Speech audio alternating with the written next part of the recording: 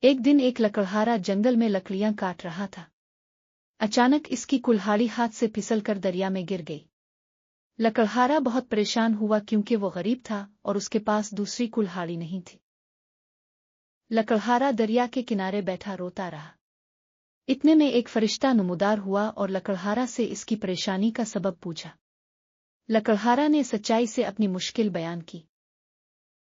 فرشتے نے دریا میں غوطہ لگایا اور ایک سنہری کلہاڑی نکال کر لکڑہارا کو دی۔ لکڑہارا نے کہا، یہ میری کلہاڑی نہیں ہے۔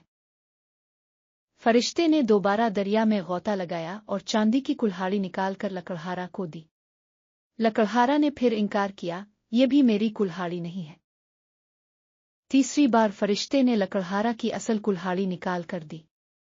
لکڑہارا خوش ہو گیا اور شکریہ ادا کیا۔ فرشتہ لکڑہارا کی ایمانداری سے بہت متاثر ہوا اور اسے سنہری اور چاندی کی کلہاڑیاں بھی انعام میں دے دیں۔ سبق: اس کہانی سے ہمیں یہ سبق ملتا ہے کہ ایمانداری ہمیشہ فائدہ مند ہوتی ہے۔ یہ کہانی اینیمیشن کے لیے بہت موزوں ہے کیونکہ اس میں جذبات، رنگین مناظر اور سادہ پیغام ہے جو بچوں اور بڑوں دونوں کے لیے دلکش ہو سکتا ہے۔